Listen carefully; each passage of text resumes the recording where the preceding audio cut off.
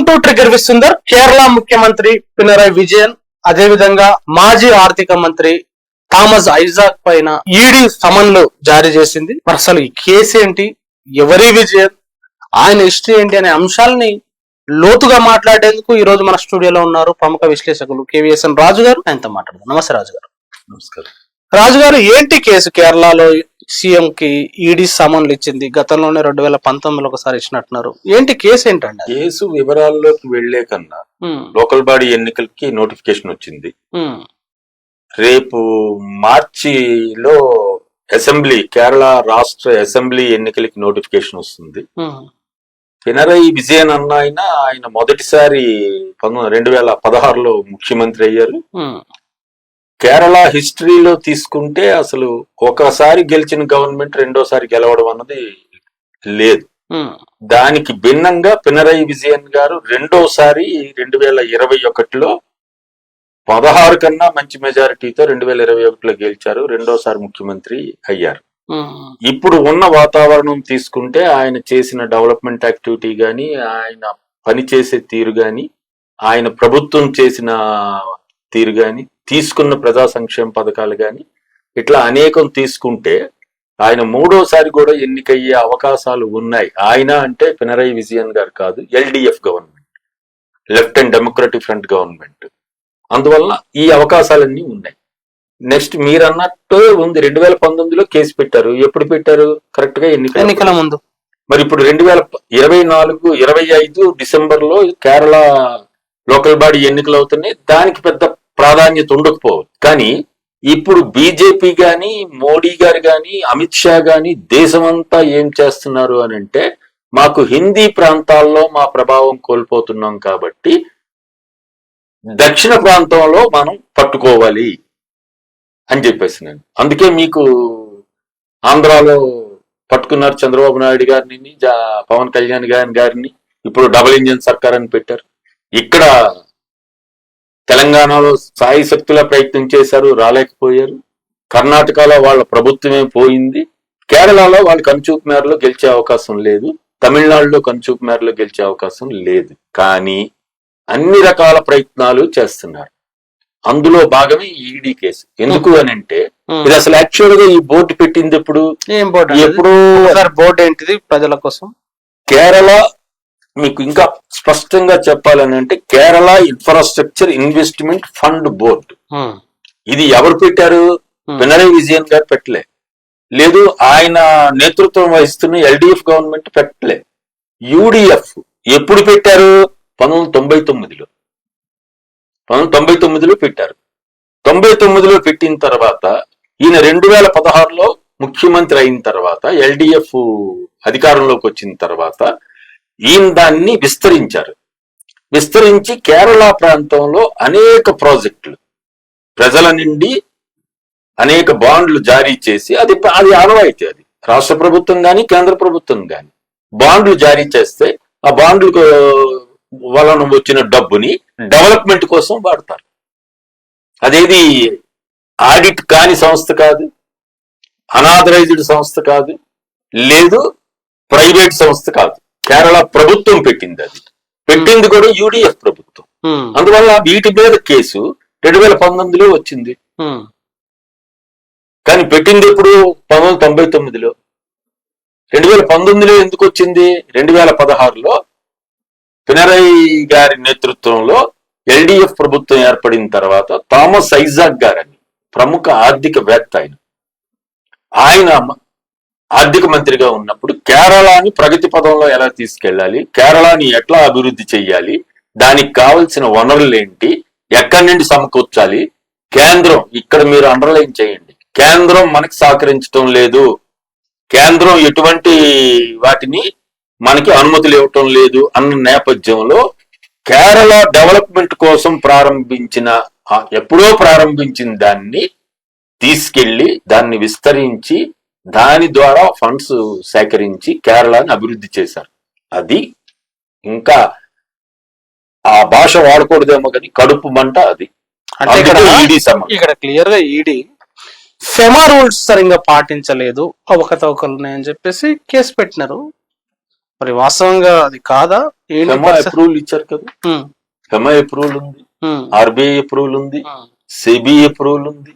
Next ఇవన్నీ regular గా audit అవుతున్నాయి. ఆడిట్ అయిన వాటిని మళ్ళీ సెబీకి, గవర్నమెంట్ కి, అందరికి పంపిస్తున్నారు. ఇదేమి నేను అందుకే చెప్పాను, ఇదేది అనాథరైజ్డ్ సంస్థ కాదు. లేదు ఆర్ఎస్ఎస్ లాగా మేము అసలు జవాబుదారీతనం లేదు, మా అకౌంట్లు చూపించాం, మా లెక్కలు చూపించాం, మాకేమీ సంబంధం లేదని చెప్పరు. కేరళ ప్రభుత్వం పెట్టింది ఇది, కేరళ ప్రభుత్వానికి సంబంధించింది ఇది, ఇదేదో ప్రైవేట్ కాదు ఇది. అందువలన ఇన్నున్నా ఎప్పుడు ఇచ్చారు? ఇందా చెప్పినట్టు 2019 ఎన్నికలు, ఇప్పుడు మళ్ళీ 2026 ఎన్నికలు. 2026లో 5 రాష్ట్రాల్లో ఎన్నికలు జరగబోతున్నాయి. 5 రాష్ట్రాల్లో అస్సాం తప్ప, ఇంక్లూడింగ్ కేరళ, అసెంబ్లీ ఎన్నికలు జరగబోతున్నాయి. అందువల్ల వామపక్షాలు నేతృత్వం వహిస్తుంది, అందులో ముఖ్యంగా సిపిఎం నేతృత్వం వహిస్తున్న రాష్ట్రం దాన్ని బదనాం చెయ్యాలి. దాన్ని బదనాం చెయ్యాలి అని అంటే వీళ్ళెక్కడా చేయలేరు. మరి 2014 నుంచి మోడీ గారు ప్రధానమంత్రిగా ఉన్నారు, పినరయి గారు 2016లో ముఖ్యమంత్రి అయ్యారు. మరి పినరయి గారు తప్పులు చేసుంటే, పినరయి ప్రభుత్వం తప్పులు చేసుంటే కేంద్రంలో అన్ని ఉన్నాయి. 2014 నుండి కంటిన్యూస్ గా 2014 మోడీ గారు గెలిచారు, 2019 గెలిచారు, 2024 గెలిచారు. మరి 16 నుంచి 2025 వరకు తీసుకుంటే 9 ఏళ్ళు అయింది. మరి ఇప్పుడు 2019లో ఇచ్చిన ఈడీ మరి 5 ఏళ్ళు పడుకుంది, 6 ఏళ్ళు, మళ్ళీ ఇప్పుడు 2025 ఇచ్చారు. మరి దీన్ని ఏమనాలి? ఇది ఒక రాజకీయ స్వార్థంతో, లేదు రాజకీయంగా వ్యతిరేకతతో పెట్టిన కేసు ఇది. అందువల్ల మనం కేసు పరిశీలించేటప్పుడు మరి పినరయి గారి మీద ఏమని పెట్టారు? ఫెమా నిబంధనలు లేవని. అవినీతి ఆరోపణ ఎక్కడా లేదు, ఇది నిబంధనలు పాటించలేదు. మరి పాటించకపోతే చెప్పండి, ఎక్కడ పాటించలేదు, ఎందుకు పాటించలేదు? మరి అసలు ఎట్లా అప్రూవల్ ఇచ్చారు? ఆర్బీఐ ఎట్లా ఉంది, స్టేట్ గవర్నమెంట్ ఎట్లా ఉంది? స్టేట్ గవర్నమెంట్ వాటిని యూడిఎఫ్ కదా మీకు ఇంటర్నల్ ఆడిట్ చేసేది, దాన్ని మనం ఏమంటాం? పబ్లిక్ అకౌంట్స్ కమిటీ అని చెప్పినాయని. వాళ్ళు ఎవరుంటారు? ప్రతిపక్షం నుండి ఉంటారు. మోడీ గారు అది కూడా ఎవరు? మోడీ గారు మళ్ళీ సిఏజీ లేకపోతే వీటికి ప్రధాన ప్రతిపక్షమైన కాంగ్రెస్ నుండి తీరు. ఆయన ఆనవాయితీలు ఏమి ఇవ్వరు, ఆనవాయితీలు పాటించరు. మరి ఇక్కడ పాటించారు. నెక్స్ట్ అసలు అధికారంలో ఉన్నది లెఫ్ట్ ఫ్రంట్ గవర్నమెంట్, కానీ తర్వాత అధికారంలోకి వచ్చింది మీకు యూడిఎఫ్, ఎల్డిఎఫ్, యూడిఎఫ్. మరి ఎందుకు ఇది ఇప్పుడు వచ్చింది అంటే ఇది కేవలం మోడీ గారికి ఎన్నికలు, బీజేపీ గెలుపు, ఎట్లా గెలవాలి అంటే ఈడీఓస్ మోడీ ఏం చేసినాడు మధ్యలో? మరి గత 7-8 ఏళ్ల నుంచి ఎవరి మీద కేసులు ఉన్నాయి చెప్పండి? మన తెలుగు వాళ్ళ పేర్లు తీయొచ్చు కదా. పేర్లు చెప్తాను నేను, నా మీద కేసు రావచ్చేమో. సుజనా చౌదరి గారు, కేఎం రమేష్ గారు, ఇలాంటి వాళ్ళు మీద మీకు ఈడీ కేసులు ఉన్నాయి, సిబిఐ కేసులు ఉన్నాయి, ఐటీ కేసులు ఉన్నాయి. ఈవెన్ మన సుబ్రహ్మరెడ్డి గారు, లేదు మన ఇంకొకరు పెద్ద పారిశ్రామికవేత్తలు అని చెప్పి వాళ్ళ మీద కేసులు ఉన్నాయి. మరి ఇప్పుడు వాళ్ళు అందులో సుజనా చౌదరి గారు బీజేపీకి వెళ్ళిపోయారు, కేఎం రమేష్ గారు బీజేపీకి వెళ్ళిపోయారు. ఇప్పుడు ఆయన అనకాపల్లి నుండి మళ్ళీ బీజేపీ టికెట్ మీద ఎంపీగా మొన్న లోక్సభ ఎన్నికల్లో గెలిచారు. మరి వీళ్ళ మీద కేసులు ఏమయ్యాయి? వీళ్ళ మీద కేసులు దర్యాప్తేది. అందువల్ల మీకు ఇలాంటివి నేను కోకొల్లలు దేశవ్యాప్తంగా చెప్పగలను. అందుకే మీకు బీజేపీకి మంచి పేరుంది, మీరు విన్నారో లేదు. వాషింగ్ మిషన్ అంటే మురికి బట్టలు వేస్తే క్లీన్ అయిపోతాయి. అంటే మురికి రాజకీయ నాయకులందరూ బీజేపీ వాషింగ్ మిషన్ లో వేస్తే వాళ్ళు క్లీన్ అయిపోతారు. వాళ్ళకి సిబిఐ ఉండదు, ఈడీ ఉండదు, ఐటీ ఉండదు, ఏమీ ఉండదు. వాళ్ళు విచ్చలవిడిగా ఏదైనా చేసుకోవచ్చు కూడా, ఎంతైనా సంపాదించుకోవచ్చు కూడా. మరి లేకపోతే అసలు అదానీ మీద కేసులు వచ్చాయి కదా, ఎక్కడొచ్చాయి? అమెరికాలో వచ్చాయి. ఎవరిచ్చారు? హిండన్బర్గ్ ఇచ్చారు. అసలు మోడీ గారు ట్రంప్ కి వ్యతిరేకంగా ఎందుకు మాట్లాడరు? నా పాయింట్ ఏంటనంటే అవి రావు మీకు. మరి పినరయి విజయన్ గారి మీద వస్తే మరి 2019 నుంచి 2025 వరకు ఇదే ఈడీ ఎందుకు దర్యాప్తు చేయలేదు? ఎందుకు ఇంకా నానుస్తుంది? ఇప్పుడు మళ్ళీ సమన్లు ఎందుకు ఇచ్చారు? నా పాయింట్ అది. పినరాయి విజయన్ గారి సంబంధించి గతంలో కూడా గోల్డ్ స్కామ్ అనే వివాదంలో పేరు వచ్చింది, ఆ కేసు కొట్టుకుపోయింది అనుకోండి. ఇప్పుడు మరో కేసులో వివాదం. వాస్తవంగా పినరాయి విజయన్ అసలు ఎవరు, ఆయన హిస్టరీ ఏంటి అనే అంశాన్ని మాట్లాడుకోవాలంటే ఏం చెప్పొచ్చు పినరాయి విజయన్? ఇద్దరిని పోటీ పెడితే పినరాయి విజయన్ గారు, ఇద్దరిని అని అంటే ఇటు మోడీ గారిని, అటు పినరాయి విజయన్ గారు పెట్టొచ్చు, అట్లా పెట్టొచ్చు. ఎందుకంటే ఆయన ప్రధానమంత్రి, ఈయన ముఖ్యమంత్రి. ఓకే, ఈయన రాజకీయ నాయకుడు బీజేపీ, ఆయన సిపిఎం పార్టీ నాయకుడు, ఆయన రాజకీయ నాయకుడే. ఆయన 1944లో పుట్టారు, పక్కా డేట్ ఆఫ్ బర్త్ ఉంది. విజయన్ గారు, పినరాయి విజయన్ గారు బిఏ ఎకనామిక్స్ చదివారు, పక్కా డిగ్రీ ఉంది, డేట్ ఆఫ్ బర్త్ పక్కాగా ఉంది, డిగ్రీ పక్కాగా ఉంది. 20 ఏళ్లకే ఆయన సిపిఎం పార్టీకి పూర్తి కాలం కార్యకర్తగా వచ్చారు. అంటే 1964లో 20 ఏళ్లకి, అంటే యువకుడుగా ఉన్నప్పుడే. ఆయన 26 ఏళ్ళు అప్పుడే ఎమ్మెల్యే అయ్యారు. అంటే ఆయన బయోడేటా అంతా చాలా క్లీన్ గా ఉంది. నేను ఇద్దరిని ఎందుకు పోల్చాలని చెప్పాను.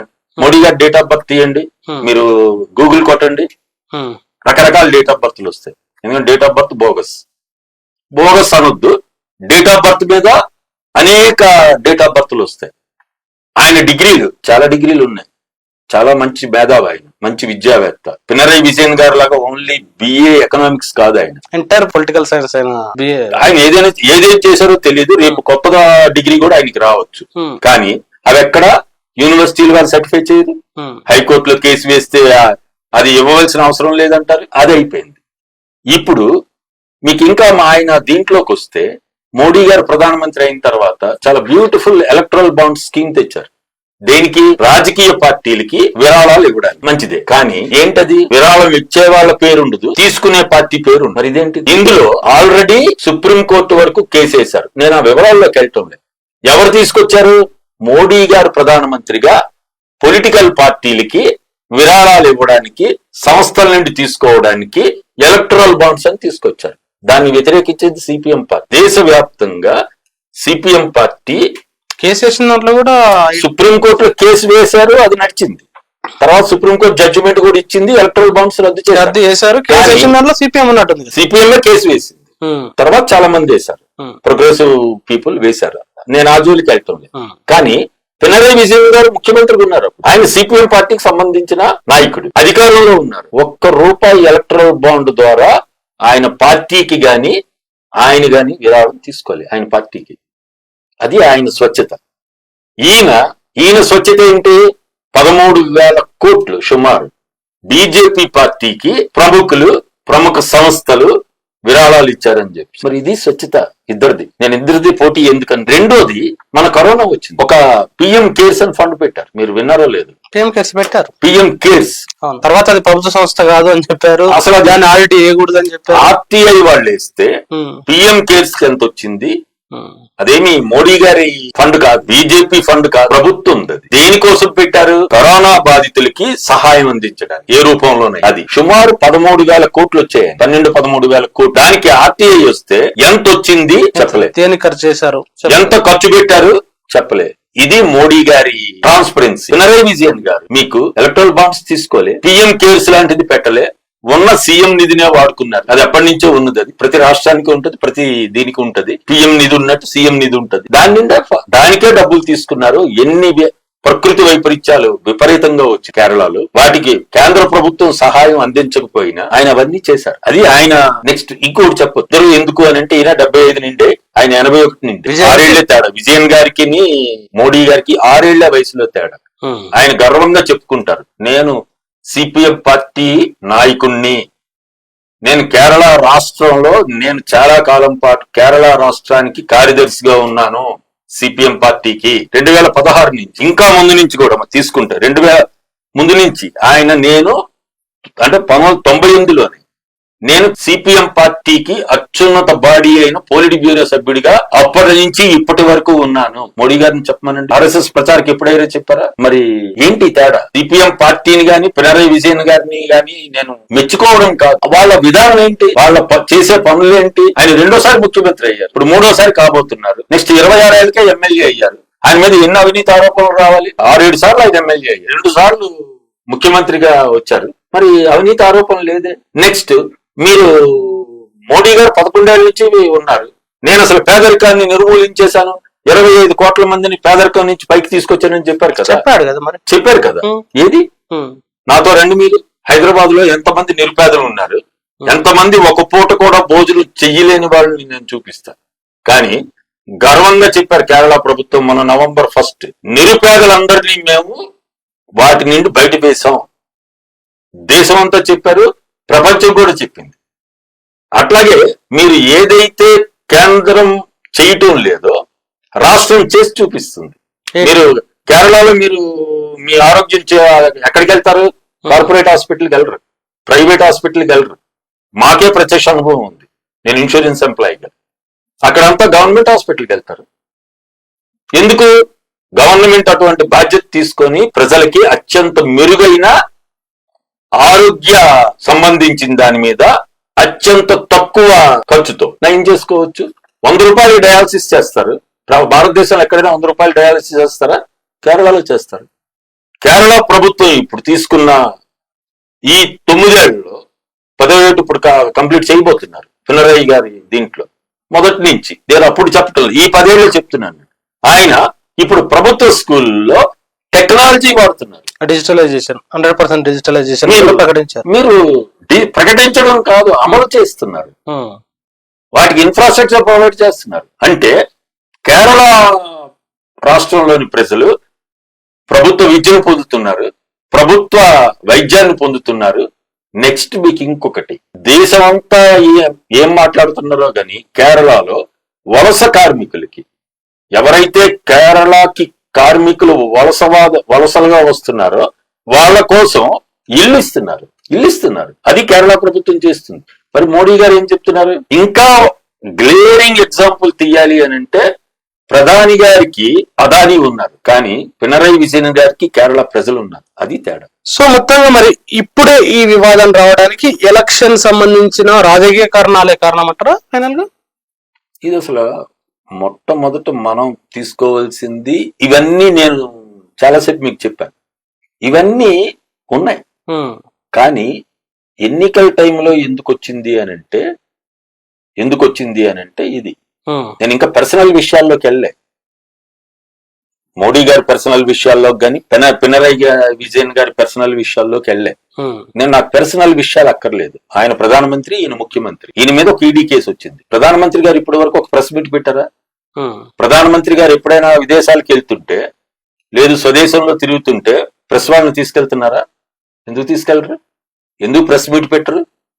అంటే ప్రెస్ అంటే భయమా? మోడీ గారికి మాట్లాడడం అంటే భయమా? కాదే. మరి పినరయి విజయన్ గారు ముఖ్యమంత్రిగా ఒక సామాన్యుడు, మీరు నేను వెళ్తే కేరళ, మేము మీకు కలుద్దామని అనుకుంటే, ఆయన సెక్రటేరియట్ లో ఉంటే ఆయన వెంటనే రమ్మని చెప్తారు. ఆటో డ్రైవర్ కూడా కలవచ్చని రీసెంట్ గా చాలా కథనాలు వచ్చినాయి. మీరు నేను మనం కేరళ వాళ్ళం కాదు, తెలంగాణ వాళ్ళం. మనం వెళ్ళి నాకు సమస్య ఉంది అని అంటే ముఖ్యమంత్రి గారు అపాయింట్మెంట్ ఇస్తారు. మోడీ గారు కేబినెట్ మంత్రులకే అపాయింట్మెంట్ ఇవ్వరు, రాష్ట్రాల ముఖ్యమంత్రులకే అపాయింట్మెంట్ ఇవ్వరు. ఆయనకి నచ్చిన వాళ్ళకి ఇస్తారు. ఆయన ప్రెస్ కి ఇంటర్వ్యూ ఇస్తారు, మన్ కీ బాత్ చేస్తారు. కానీ పినరయి విజయన్ గారి లాగా ప్రజల్లోకి వెళ్ళరు, ప్రెస్ ని పిలిచి మాట్లాడరు, ప్రెస్ తో మాట్లాడరు. ప్రెస్ వాళ్ళు వేసిన క్వశ్చన్లకి సమాధానం చెప్తారు. మోడీ గారు అసలు ప్రశ్న వేయకూడదు. ప్రశ్నిస్తే మీరు దేశద్రోహులు, ప్రశ్నిస్తే మీకు చట్టాలు వస్తాయి. మీరు ఈడీ రావచ్చు, ఐటీ రావచ్చు, సిబిఐ రావచ్చు, లేదు ఇప్పుడు కొత్తగా ఉపా చట్టం రావచ్చు. ఇవి మరి ఈ చట్టాలు ఏవి బాగా కేరళలో అమలు చేయలేదే పినరయి విజయన్ గారు, అవేవి తీసుకోలేదే. వాటిని ఎవరిని ప్రతిపక్ష పార్టీలను కానీ, బీజేపీని కానీ, ఆర్ఎస్ఎస్ ని కానీ ఏం చేయలేదే. అది ముఖ్యమంత్రి అంటే, అట్లా ఉండాలి ముఖ్యమంత్రి అంటే. గత ఎన్నికల్లో కూడా పినరయి విజయన్ గారు ముఖ్యమంత్రి, అసలు బీజేపీకి ఒక ఎమ్మెల్యే సీట్ ఉంది, దాన్ని కూడా రానియమని చెప్పేసి ఆ ఒక ఎమ్మెల్యే సీట్ కూడా 21లో ఒక సీట్ కూడా పోయింది. తర్వాత ఎంపీగా మళ్ళీ గెలిచారు. ఈసారి తప్పకుండా కేరళలో ఎక్కువ సీట్లు రావడానికి బీజేపీ ఒక రాజకీయ ప్లాన్ కూడా ఇస్తుంది అనుకుంటున్న సమయంలో దానికి అనుగుణంగా ఇది వచ్చిందనే కంక్లూజన్ రావచ్చు అంటారు మీ అనాలిసిస్ ప్రకారం? నేనైతే కంక్లూజన్ కి వచ్చేసాను.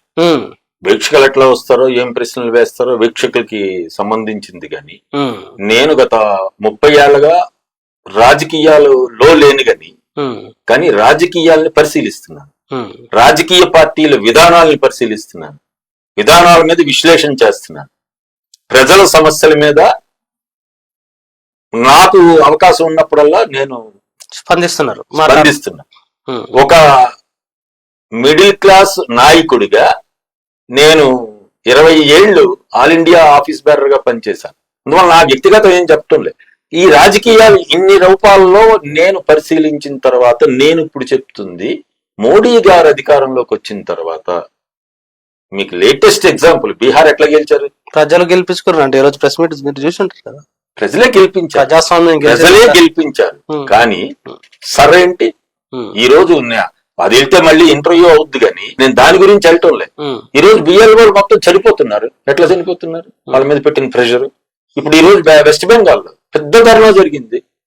పెద్ద ధర్నా ఎలక్షన్ కమిషన్ ఆఫీస్ ముందు బిఎల్ఓ చాలా మంది, కొన్ని వేల మంది అక్కడ వచ్చి మేము ఈ వర్క్ ప్రెషర్ తట్టుకోలేకపోతున్నాం అని చెప్పి. నేను అందుకే అటు వెళ్ళటం లేదు. నేను BLO set booth level officers వాళ్ళే కదా ఇప్పుడు సర్ తీసేది. సర్ కూడా బీజేపీకి నచ్చిన వాళ్ళని ఉంచుతారు, నచ్చిన వాళ్ళని యాడ్ చేస్తారు, నచ్చిన వాళ్ళని తీసేస్తారు. అది మొన్న బీహార్ ఎన్నికల్లో నా పాయింట్ ఒక్కటే. నా పాయింట్, మోడీ గారు ఎన్నికైనప్పటి నుంచి ప్రధానమంత్రిగా లేదు ముఖ్యమంత్రిగా రెండే ఆయన సబ్జెక్టులు.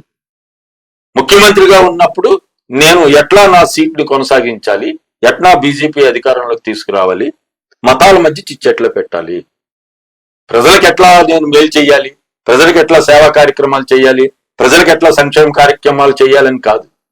ఇప్పుడు 2014లో ఆయన ప్రధాని అయిన తర్వాత ఇప్పుడు దేశమంతా అదే. ఇప్పుడు మీకు ఒరిస్సాలో అల్లర్లు ఎందుకు పెరుగుతున్నాయి? జరుగుతున్నాయి. ఇప్పుడు మీరు 2014 ఆయన అధికారంలోకి వచ్చిన తర్వాత మత కొట్లాట్లు, మత హింసలు, వాళ్ళు చేస్తున్న దౌర్జన్యాలు తీయండి. ఎవరన్నది నేను అంటోలేదు. కానీ ప్రధానమంత్రిగా ఆయన కంట్రోల్ చేయాలా, కంట్రోల్ చేయొద్దా? నా ప్రశ్న అది. అందువల్ల ఇవి ఆలోచన చేస్తే అప్పుడు ఇవన్నీ వస్తాయి. అందువల్ల ఆయన ఏ కోణంలో తీసుకొచ్చారు అని అంటే ఈ కోణంలో తీసుకొచ్చారు. ఎన్నికలే ఆయనకి ప్రాధాన్యం. ఎన్నికల్లో LDF ను ఓడించాలి. ఎన్నికల్లో అందుకే ఈ ఈడీ ఇది అది నా వరకు నేను కన్క్లూడ్ అయ్యి వచ్చింది. నేను ఒక నిర్ణయానికి వచ్చింది. అవేమైనా ఉంటే ప్రశ్నల రూపంలో మన వీక్షలను అడగొచ్చు, వాటికి సమాధానాలు చెప్పడానికి కూడా నేను సిద్ధంగా ఉన్నాను. థ్యాంక్ యూ వెరీ మచ్ రాజు గారు. Welcome to our YouTube channel. Don't forget to like, subscribe and share the videos.